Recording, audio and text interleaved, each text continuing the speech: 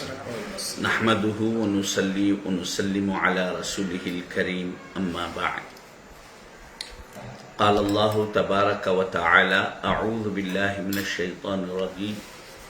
بسم الله الرحمن الرحيم.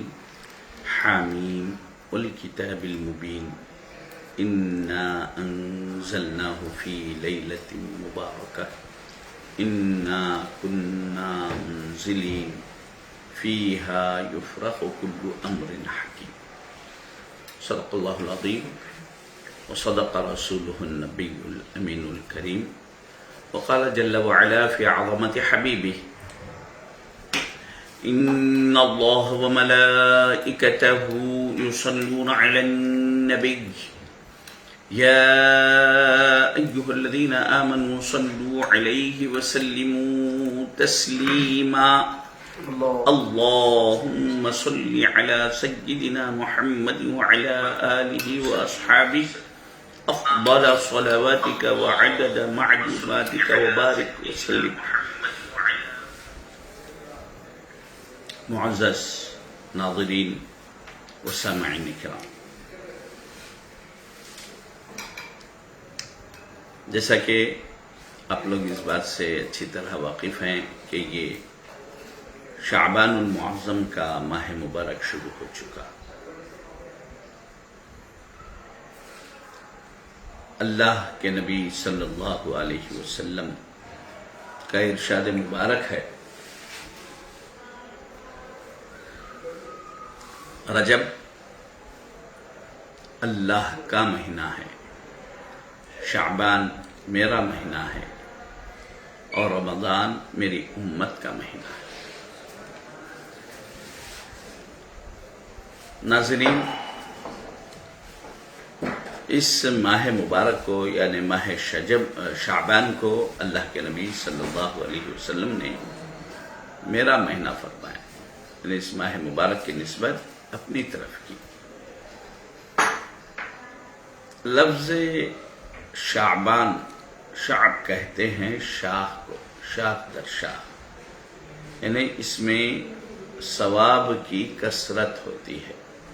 جیسے ایک جھاڑ کے کئی ڈالے شاخیں پھوٹتی ہیں تو پتوں کی کثرت ہوتی ہے، اسی طرح اعمال صالحہ کا ثواب بھی اللہ تبارک و تعالی مختلف انداز سے، مختلف طریقوں سے عطا فرماتا ہے. سب سے بڑی بات یہ ہے کہ اس ماہ مبارک کو دوسرے مہینوں پر ایسی ہی فضیلت ہے جیسا کہ پیارے آقا صلی اللہ علیہ وسلم نے فرمایا، یعنی اس کی نسبت رسول اللہ صلی اللہ علیہ وسلم اپنی طرف کی. تو اس سے سمجھ میں آتی ہے بات کہ جس طرح تمام انبیاء کرام میں ہمارے آقا، ہمارے سرکار، ہمارے رسول سب سے افضل ہیں، تو اسی طرح جب اس مہینے کو رسول اللہ صلی اللہ علیہ وسلم اپنی طرف منسوب کیے ہیں تو دیگر مہینوں پر اس کی فضیلت بھی ایسے ہی ثابت ہوتی ہے. اسلام میں نسبت کا بہت بڑا دخل ہے. جس طریقے سے گھریں بہت ہیں، انسان کا بھی گھر ہے، مختلف لوگوں کا بھی گھر ہے، لیکن جب کسی گھر کی نسبت اللہ کی طرف ہو جاتی ہے، اللہ کا گھر بیت اللہ، تو جب گھر کی نسبت اللہ کی طرف ہو گئی تو اس کا مقام و مرتبہ، اس کا اکرام، اس کا احترام بڑھ جاتا ہے، اس کے آداب الگ ہو جاتے ہیں. عام گھر میں آپ کسی کے بھی مسلمان کے گھر میں داخل ہوں گے تو سلام کر کے آپ داخل ہوں گے، لیکن بیت اللہ میں جب جائیں گے، اللہ کے گھر میں مسجد میں جب جائیں گے، مسجد میں جاتے ہی آپ 2 رکعت تحیۃ المسجد نماز ادا کریں گے. یہ اس کے آداب ہیں. اسی طرح کعبۃ اللہ، مسجد حرام یعنی بیت اللہ، اس بیت کی نسبت اللہ کی طرف ہو گئی تو کعبے میں داخل ہوتے ہی آپ وہاں پر نماز بھی نہیں بلکہ اس کا ادب، اس کا احترام یہ ہے کہ جاتے ہی طواف کریں. تو نسبت کا بہت بڑا دخل ہے. تو اللہ کے نبی صلی اللہ علیہ وسلم نے اس ماہ مبارک کی نسبت اپنی طرف کی ہے۔ عزیزان گرامی، اس ماہ مبارک میں بہت سے اعمال کرنے کے ہیں۔ ایک تو یہ کہ اللہ کے نبی صلی اللہ علیہ وسلم اس مہینے میں کثرت سے روزے رکھے، بہت زیادہ روزے رکھے۔ رمضان سے ہٹ کر اگر کسی اور مہینے میں سب سے زیادہ روزے رکھتے تو صرف شعبان کے مہینے ہی میں کثرت سے روزے رکھتے تھے۔ بی بی عائشہ صدیقہ رضی اللہ تعالی عنہا سے بہت سے احادیث مروی ہیں کہ نبی کریم صلی اللہ علیہ وسلم شعبان میں اتنے کثرت سے اس مسلسل روزے رکھتے کہ ہمیں یہ خیال ہوتا کہ اب رسول اللہ صلی اللہ علیہ وسلم اب افطار نہیں کریں گے، یعنی روزوں کو چھوڑیں گے نہیں بلکہ شعبان کو رمضان سے ملا دیں گے۔ تو اس کثرت سے اس ماہ مبارک میں رسول اللہ صلی اللہ علیہ وسلم روزے رکھا کرتے تھے۔ امت کو بھی تاکید ہے کہ اس ماہ مبارک میں کثرت سے روزے رکھے، کم از کم کچھ تو 3-4 تو روزہ رکھنے کی کوشش کرے۔ اس کی بنیادی وجہ یہ ہے کہ جیسا کہ احادیث مبارکہ میں ہے، اللہ کے نبی صلی اللہ علیہ وسلم جمعرات کے دن روزہ رکھا کرتے تھے۔ صحابہ کرام عرض کی کہ یا رسول اللہ جمعرات کو آپ روزہ رکھتے ہیں، اس کی وجہ کیا ہے؟ تو حضور صلی اللہ علیہ وسلم نے فرمایا کہ ہفتے بھر کے اعمال صالحہ، اعمال نامہ ہفتے بھر کا اللہ کی بارگاہ میں جمعرات کے دن پیش ہوتا ہے، اس وجہ سے میں چاہتا ہوں کہ جب میرا نامہ اعمال اللہ کی بارگاہ میں پیش ہو تو روزے کی حالت میں رہو۔ تو یہ تو ہفتے بھر کے لیے جمعرات کی اہمیت تھی۔ اب یہ شعبان کے مہینے میں کثرت سے روزے رہنے کا مقصد یہ ہے کہ پیارے آقا صلی اللہ علیہ وسلم نے بہت سے احادیث مبارکہ میں فرمایا کہ 15ویں شب، شعبان کی 15ویں تاریخ کو، جس کو ہم جو ہے نا شب برات کہتے ہیں، تو اس رات میں مقدرات لکھے جاتے ہیں، سال بھر کا بجٹ بنتا ہے، سال بھر میں جو واقعات پیش آنے والے ہیں وہ واقعات لکھے جاتے ہیں، وہ واقعات تمام چیزیں سال بھر کے اللہ تبارک و تعالی ملائکہ میں تقسیم کر دیتا ہے۔ تو پیارے آقا صلی اللہ علیہ وسلم کہ جب سال بھر کا اعمال نامہ بنے تو حضور صلی اللہ علیہ وسلم چاہتے تھے کہ اس مہینے میں کثرت سے روزے رکھیں تاکہ اللہ تبارک و تعالی آئندہ کے لیے بھی جو ہے نا بہتر سے بہتر جو ہے نا چیز اعمال نامے میں شامل فرمائیں۔ اور اصل تعلیم امت تھا، یہ تعلیم امت کے لیے رسول اللہ صلی اللہ علیہ وسلم یہ سب چیزیں انجام دیے تاکہ حضور صلی اللہ علیہ وسلم کو دیکھ کر صحابہ، تابعین، تابع تابعین، قیامت تک کے آنے والے مسلمان اس پر عمل کرتے رہیں۔ تو کم سے کم شعبان کے مہینے میں جب کچھ زیادہ روزے رکھیں گے تو حضور صلی اللہ علیہ وسلم کی سنت پر چلیں گے، سنت کو ادا کرتے ہوئے ہم بھی روزے رکھیں گے، تو ہمارا جو اعمال نامہ سال بھر کا بننے والا ہے اس کا ابتدا اور اس کا انجام، یعنی چونکہ شعبان کے 14 تک کا معاملہ پہلے سال کا لکھ دیا گیا، پھر 15 سے آگے کے سال میں آ رہا ہے، تو اس کا ابتدا اور انجام دونوں بھی جو ہے نا خیر پر روزے کے ساتھ ہو، اس وجہ سے کثرت سے روزے رکھا کرتے تھے۔ اس کے علاوہ اسی ماہ مبارک میں شب برات بھی ہے، اور ایک سب میں اہم چیز یہ ہے کہ شب برات کے متعلق تو آپ لوگ سنتے ہیں، انشاءاللہ میں بھی جو ہے نا آپ کو کچھ عرض کروں گا۔ آج شعبان کی 1 تاریخ ہے، کل شعبان کی 2 تاریخ ہے۔ شعبان کی 2 تاریخ کو حضرت امام اعظم ابو حنیفہ نعمان بن ثابت رحمت اللہ علیہ کا وصال ہوا۔ یہ کبار تابعین میں سے ہیں، تابعی ہیں۔ سن 80 ہجری میں آپ کی ولادت ہوئی۔ امام اعظم ابو حنیفہ رحمت اللہ علیہ کا بہت بڑا مقام و مرتبہ ہے، علماء میں، محدثین میں، مفسرین میں، محدثین میں ہر کوئی آپ کو اپنا امام تسلیم کرتا ہے۔ اسی لیے یعنی تمام ائمہ میں، یعنی فقہ کے امام شافعی، امام مالک، امام احمد بن حنبل، ان سب کے بڑے ہیں امام۔ حدیث کے امام ہیں امام بخاری، امام مسلم، امام ابو داؤد، امام ترمذی، ان سب کے بڑے ہیں امام اعظم۔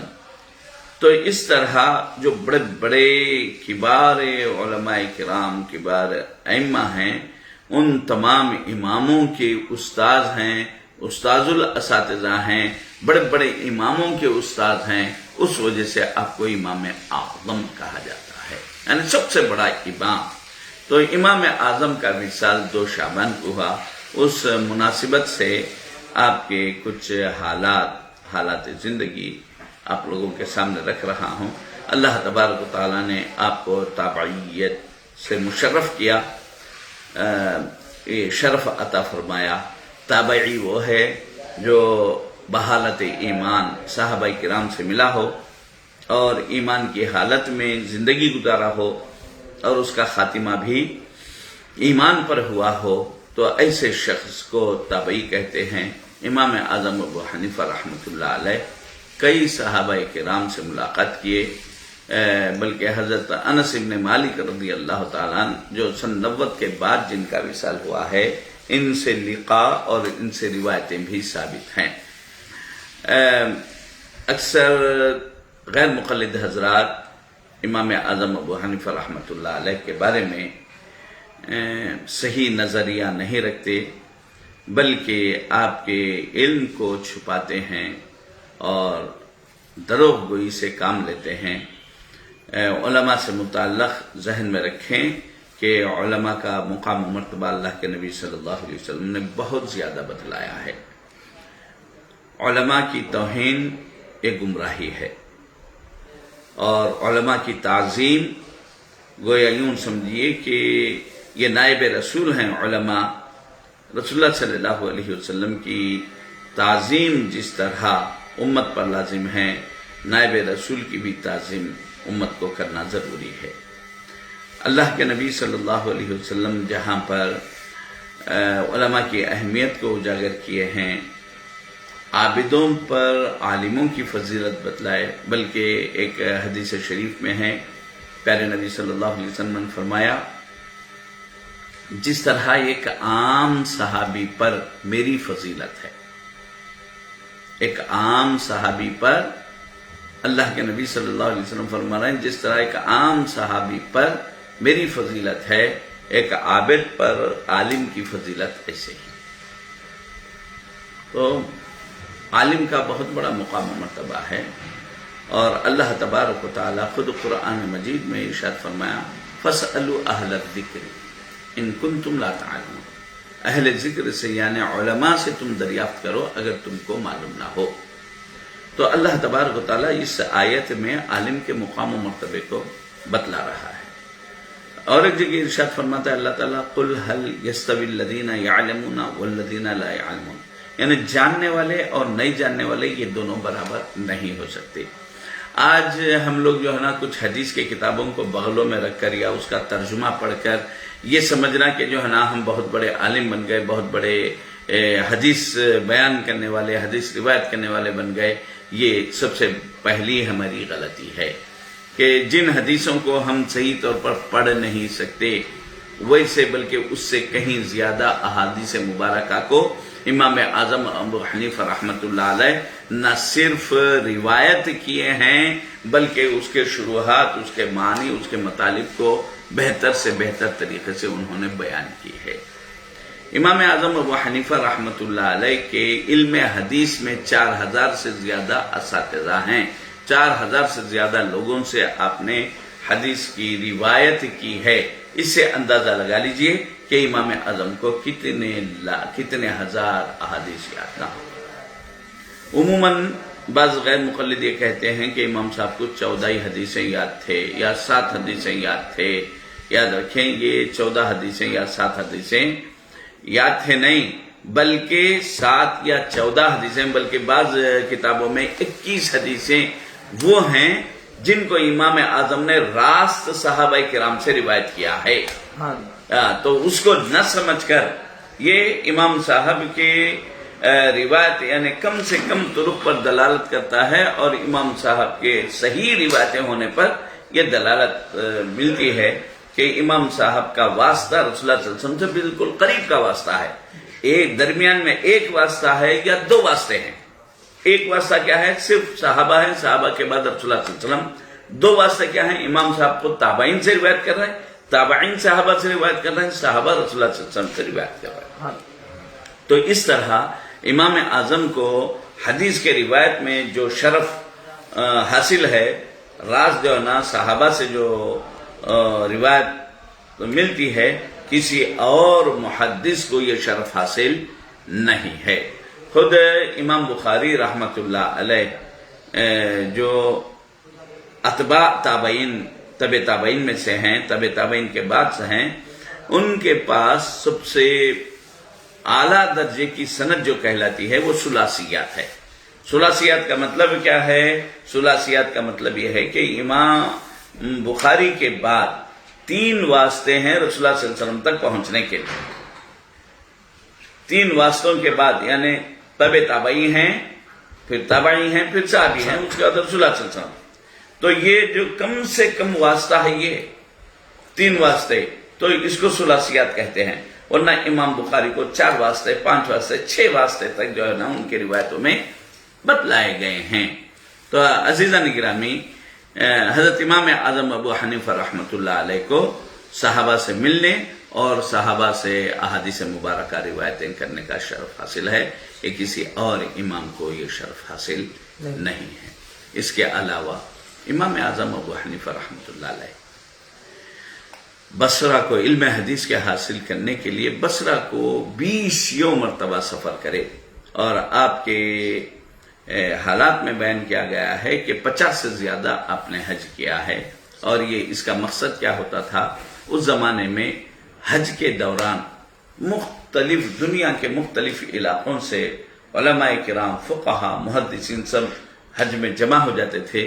وہاں پر لوگ روایتوں کو بیان کرتے تھے، لوگوں سے روایتیں لیتے تھے، مسائل کا تبادلہ خیال ہوتا تھا. اس طریقے سے علماء کی ایک بہت اہم محافل وہاں پر انجام پاتے تھے. تو امام اعظم ابو حنیفہ رحمۃ اللہ علیہ حدیث بیان کرنے کے لیے، حدیث کے لینے کے لیے خاص طور پر جو ہے حج کو جایا کرتے تھے. اور بڑے بڑے علماء محدثین جو تابعین تھے وہاں پر، ان لوگوں سے ملاقاتیں ہوئی اور کئی احادیث آپ نے ان لوگوں سے حاصل کیا ہے. تو اس طرح امام اعظم ابو حنیفہ رحمۃ اللہ علیہ اپنے وقت کے سب سے بڑے محدث بھی تھے. پیشے کے اعتبار سے آپ تجارت کرتے تھے، کپڑوں کی تجارت کرتے تھے. اور آپ کے دیگر آپ کے ساتھیوں میں سیدنا حفص رحمۃ اللہ علیہ آپ کے پارٹنر ہیں. امام اعظم ابو حنیفہ رحمۃ اللہ علیہ بہت صابر، شاکر، یہ دونوں بھی تھے. ایک بات آپ کو بتاتے چلوں کہ امام صاحب کے پاس علم دین کی بہت زیادہ اہمیت تھی. ابتدا میں آپ نے فلسفہ سیکھا، منطق فلسفہ حاصل کیے. لیکن یہ فلسفہ کیوں سیکھے؟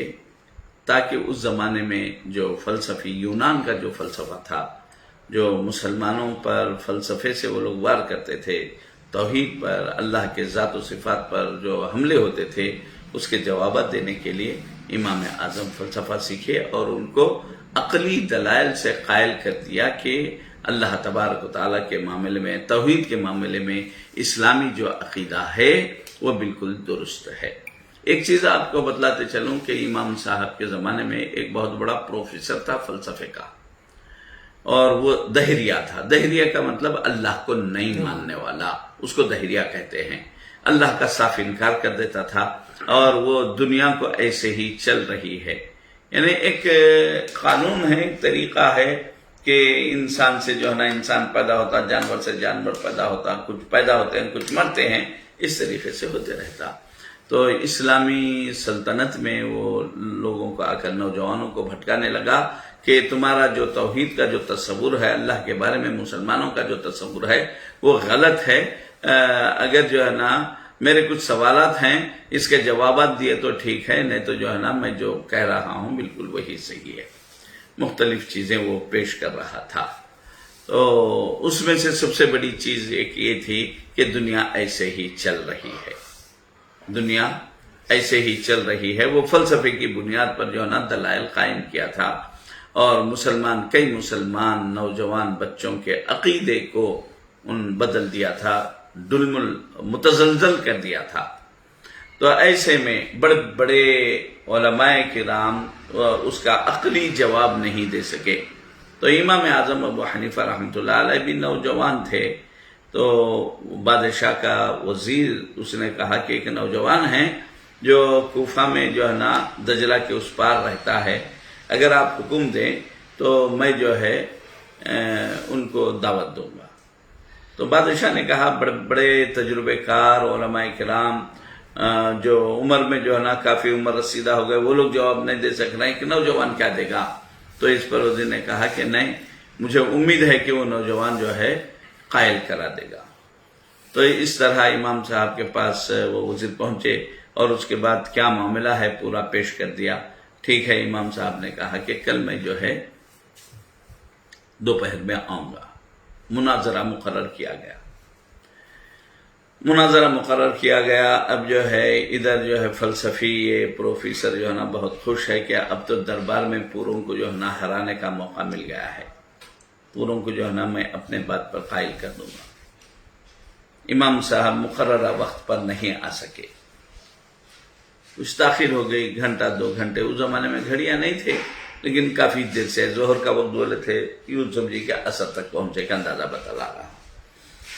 تو آنے کے بعد پہلے تو یہ بادشاہ کا دربار تھا، ویسے بھی اخلاقاً جب سب لوگ آپ کے انتظار میں بیٹھے ہوئے ہیں، اگر آپ سے تاخیر ہو جائے تو اخلاقاً یہ ہمارا یہ فرض بنتا ہے کہ لوگوں سے جو ہے نا ہماری تاخیر، ان کو جو تکلیف پہنچی ہے اس کی معذرت خواہی کر لیں۔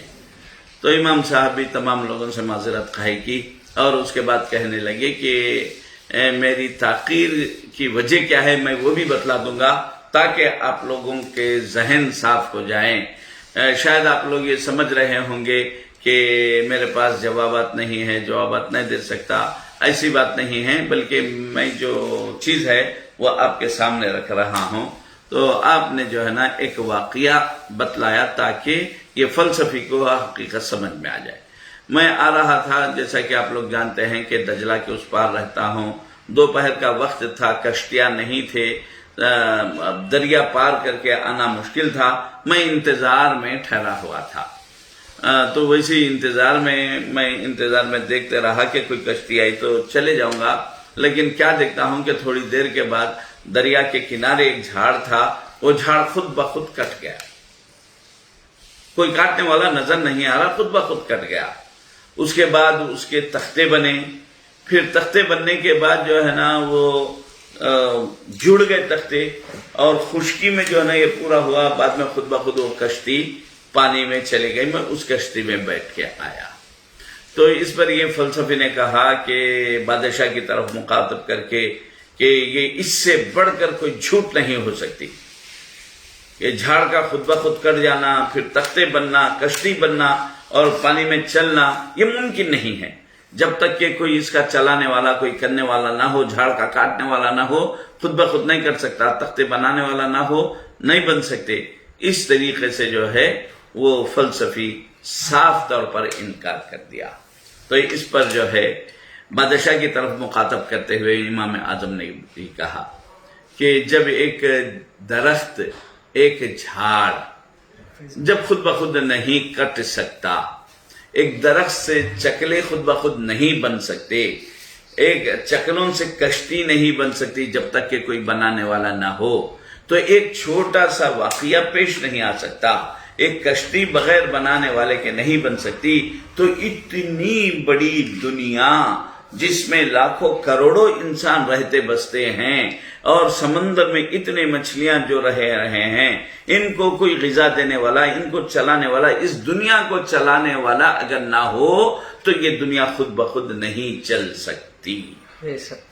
ایک عقلی دلیل تھی، اور ایسی مضبوط دلیل کہ نوجوان سب جو ہے نا کہنے لگے، نعرے لگانے لگے کہ ماشاءاللہ جو ہے نا ایسی دلیل کہ اب اس کا انکار عقلاً مشکل ہو گیا۔ اور وہ فلسفی نے بھی اقرار کر لیا کہ ہاں اب میرے سمجھ میں بات آ گئی ہے کہ جب کوئی کام دنیا کا بغیر کرنے والے کے خود بخود نہیں ہو سکتا، تو یہ دنیا بھی جو چل رہی ہے جب تک کہ اس کا چلانے والا نہ ہو، بنانے والا نہ ہو، تو خود بخود وہ چل نہیں سکتی۔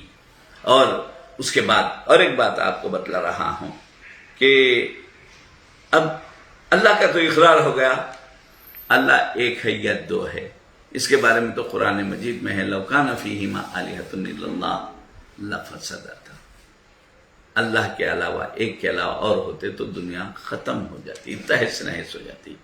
اس کے بھی دلائل امام صاحب دیے بہت سے، میں بات مختصر کرتے ہوئے آپ کو بتلا رہا ہوں کہ سب سے بڑی بات یہ ہے کہ ایک آدمی جب کسی چیز کو چلاتا نا تو اپنے حساب سے چلاتا۔ اگر کسی چیز کو دونوں چلانا چاہیں تو ایک چاہتا ہے کہ ان ادھر جائے، دوسرا چاہتا ہے ادھر جائے، چیز ٹوٹ پھوٹ جاتی، یا ایک آہستہ چلانا چاہتا، دوسرا تیز چلانا چاہتا۔ تو اس طرح دنیا کو چلانے والا بھی اس کا سانے جس طریقے سے ایک ہے اور اس کو چلانے والا بھی ایک ہے۔ اگر دو ہوتے تو دنیا اس طریقے سے لیول کے ساتھ نہیں چلتی۔ تو عزیزان گرامی، یہ وہی ائمہ حضرات ہیں جنہوں نے جہاں پر فقہ کے مسائل قرآن و حدیث سے ہم کو نکال کر بتلایا، وہیں پر ہمارے عقیدے کو قرآن و حدیث کے مطابق درست کیا۔ نہ صرف قرآن و حدیث کے دلائل دیے بلکہ دنیا داروں کو سمجھ میں آنے کے لیے فلسفہ اور دنیا کی مثالیں دے کر ایسے لاجواب کر دیا کہ پھر جو ہے نا توحید کے بارے میں کوئی منہ نہ کھول